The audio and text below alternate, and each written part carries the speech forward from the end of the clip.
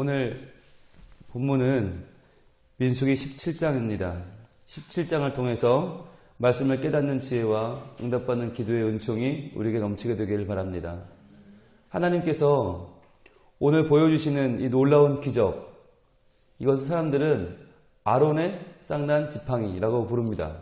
그런데 오늘 본문을 잘 보면 이것은 아론의 쌍난 지팡이가 아니라 하나님의 재창조의 역사라고 부르는 것이 맞습니다.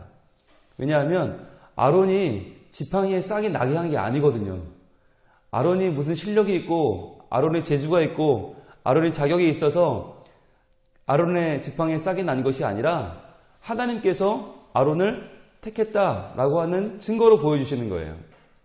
우리는 항상 성경을 읽을 때 어느 인물에 주목하기를 좋아하고 그 인물의 자꾸 의미와 배경을 더 씌우는 경향들이 있어요. 그래서 성경을 번역할 때도 오늘 17장 앞에 제목을 아론의 지팡이 이렇게 써놓으니까 읽는 사람들이 자꾸 오해를 해요. 그래서 아론이 뭐가 있나 보다. 아이고 아론은 굉장한 사람이었나 보다. 난 아닌데 생각하거든요. 그게 아니라 성경을 읽을 때 우리는 항상 이걸 누가 하신 일이냐, 누구의 능력으로 이게 되었느냐가 더 중요하거든요. 오늘 17장 1절 읽어볼까요? 시작. 여호와께서 모세에게 말씀하여 이르시되. 자, 이 일을 행하신 분이 여호와 하나님이세요. 하나님께서 모세에게 말씀하셔서 이 모든 일을 계획하시고 주장하시고 역사하셨죠. 자, 그렇다면 이 일을 왜 행하셨나? 왜 하나님은 12지파의 각각의 족장의 지팡이를 취하셔서 그 지팡이를 모아서 그 중에서 아론의 지팡이에 싹이 나게 하는 그 일을 행하셨나 하는 거죠.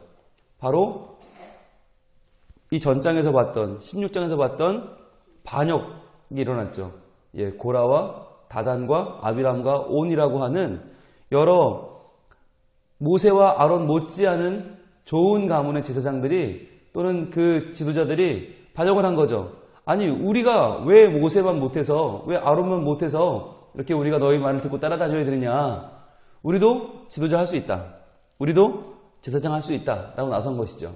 그러자 하나님께서 그들에게 본을 보여주신 것입니다. 자, 오늘의 이 핵심은 아론이 그들보다 훌륭하다가 아니라 하나님이 그를 택하셨다는 것이에요. 아론이 그들보다 나았다면 아론이 그들을 제압하거나 아니면 아론이 자기가 너희보다 나은 증거를 자기가 보여주면 되는 거예요. 근데 그게 아니라 하나님께서 인간을 할 수 없는 방법으로 하나님의 선택을 보여주신 것입니다. 그러면 2절에 보시면 너는 이스라엘 자손에게 말하여 그들 중에서 각 조상의 가문을 따라 지팡이 하나씩을 취해라. 왜 지팡이를 취했을까요?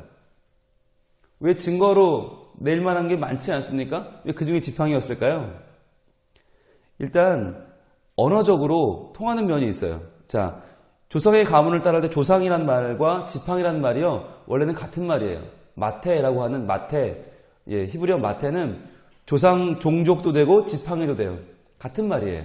그러니까 언어적으로 같은, 그러니까 마테에 마테를 가져와라. 우리말을 표현하는 거죠. 족장에 지팡이를 가져와라. 지팡이가 여러분 왕의 홀을 내밀면 살고 안 내밀면 죽고 뭐 이런 거 있잖아요. 에스더서에 있잖아요. 왕이 자기 지팡이를 내밀면 살아요. 그런데 그 내밀지 않으면 죽어요. 이게 뭐냐면 사람을 살리고 죽이는 권세가 지팡이에 있는 것입니다.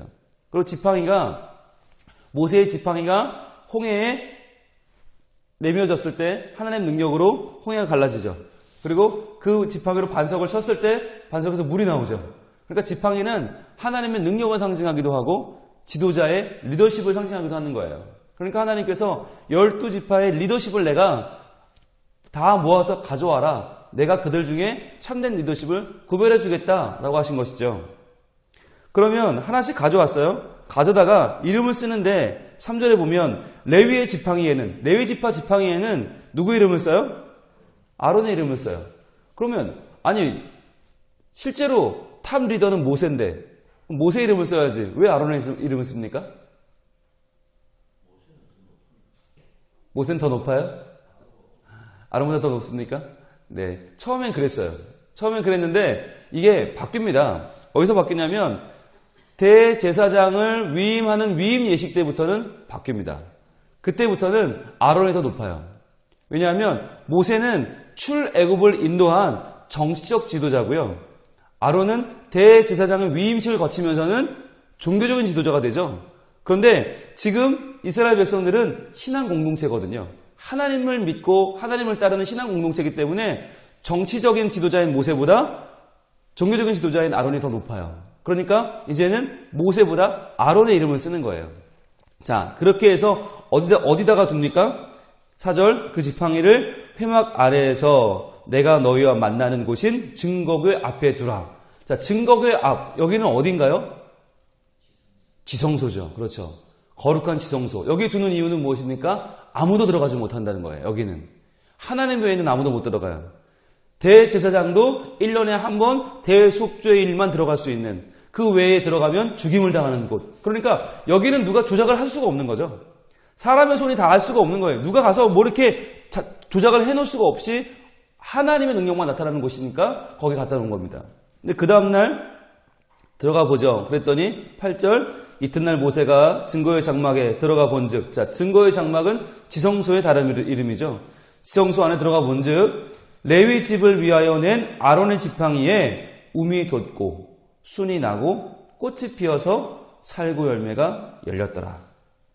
자, 여러분, 지팡이를 우리가 쓸 때 생나무로 쓰지 않잖아요. 이게 오래도록 마르고 굳어서 단단해져야 쓰죠. 그러니까 보통 지팡이로 쓴다는 얘기는 이 나무는 살아있는 나무입니까? 죽은 나무입니까? 죽은 나무죠. 예, 나무는 나무지만 거의 뭐 나무의 역할은 전혀 할 수 없고 그냥 딱딱한 하나의 뭐 그냥 나무떼기 정도. 그런데 거기에 하룻밤 새에 움이 돋아요. 순이 나요. 꽃이 피어요. 열매가 열려요. 이게 하룻밤 새에 가능하겠냐는 거예요. 하나님이 보여주시는 것은 이 생명력을 말씀하시는 거죠. 이 생명력, 죽어있는 지팡이에서 12개가 다 죽은 지팡이인데 그 중에 하나에서 놀라운 생명의 재창조가 시작된 것이죠. 하나님이 그 재창조의 능력으로 자기 자신이 이 아론의 지파, 레위 지파와 함께하고 있음을 보여주고 계십니다.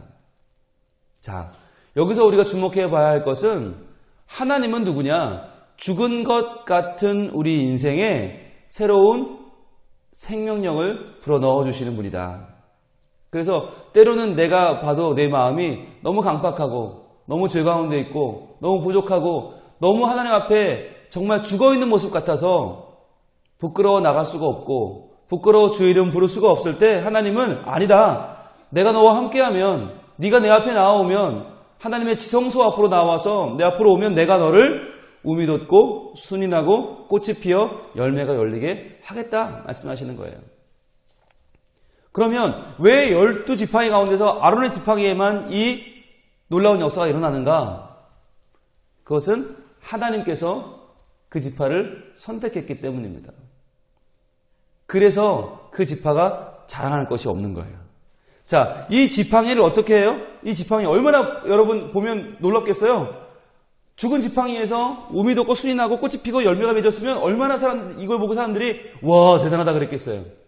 아마 이거 들고 다니면 아론의 지팡이니까 들고 다녀야 되잖아요. 그래서 사람들이 보고 와 아론 대단해 그랬을 거 아니에요. 그래서 하나님은 이 지팡이를 들고 다니게 하지 않고 어떻게 합니까? 다시 내게로 가져와라 그러십니다.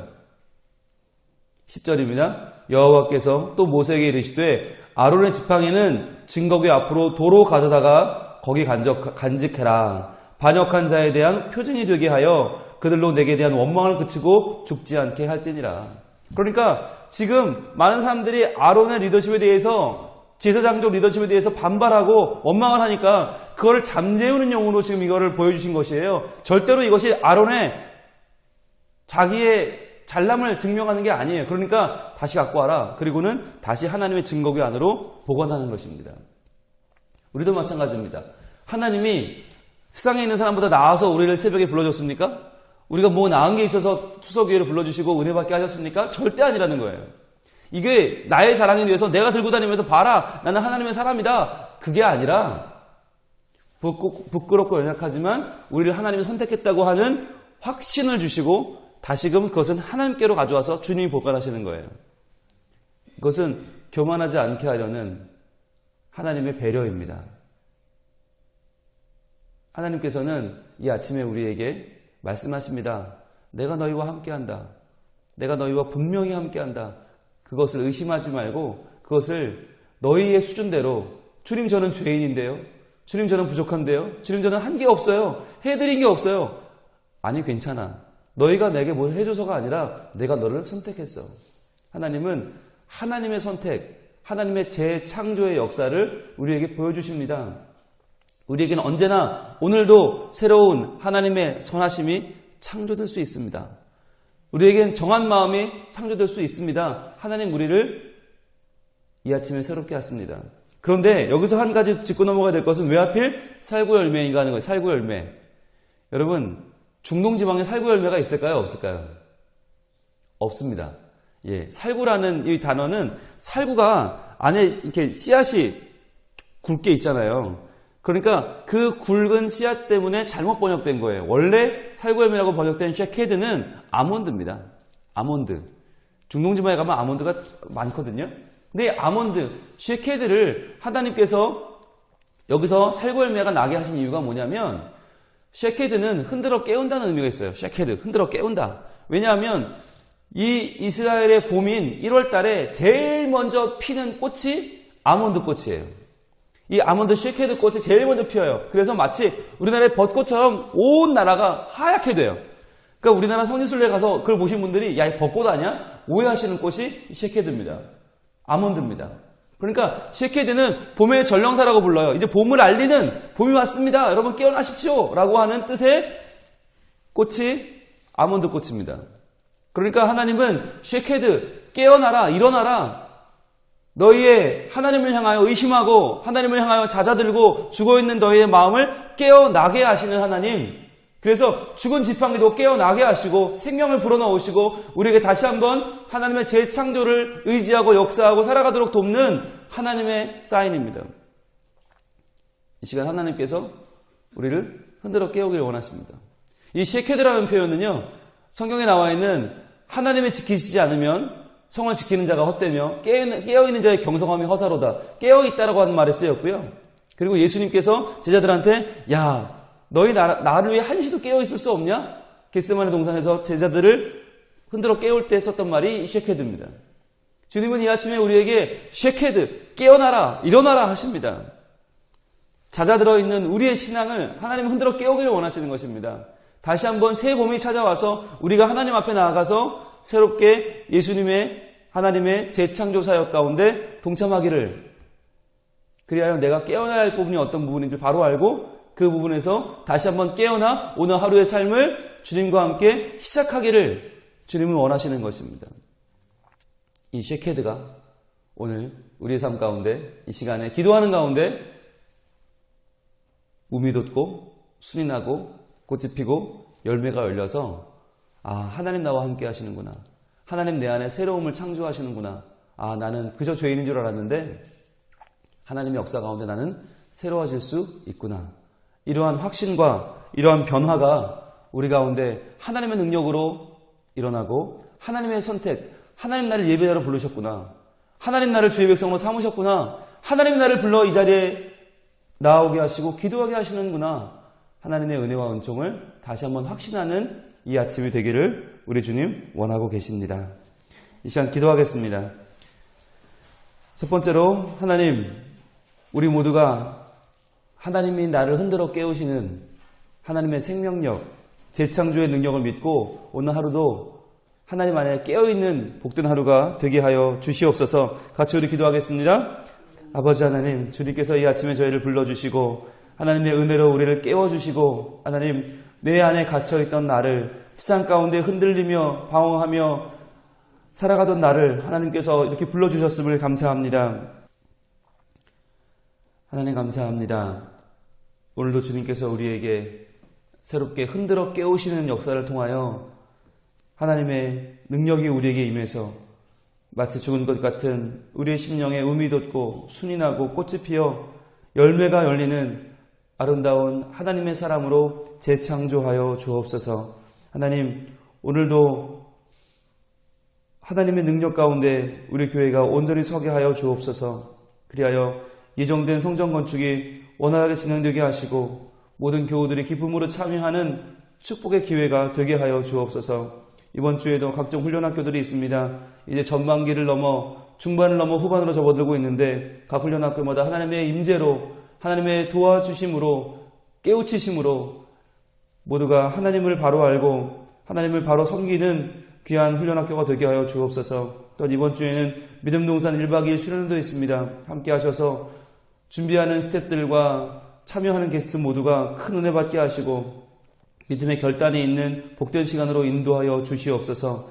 또한 담임 목사님 오랜 미국 출장 마치고 이제 돌아오셨는데 하나님 건강을 붙잡아 주시고 새롭게 하셔서 하나님의 재창조의 은혜로 붙잡아 주시고 말씀의 은혜, 기도의 은혜가 더욱 넘쳐날 수 있도록 주님이여 인도하여 주시옵소서. 이 새벽에 간절한 소원을 가지고 나온 주의 백성들이 있습니다. 그 마음을 주님 아시지요. 하나님께서 넉넉히 응답하시고 새롭게 하시고 깨우셔서 하나님의 재창조의 은혜가 우리의 심령의 가정의 삶과 우리의 모든 삶의 지경에 넘쳐나는 복된 새벽이 되게 하여 주옵소서. 오늘도 우리와 함께 하신 주님을 찬양하며 예수님 이름으로 기도합니다.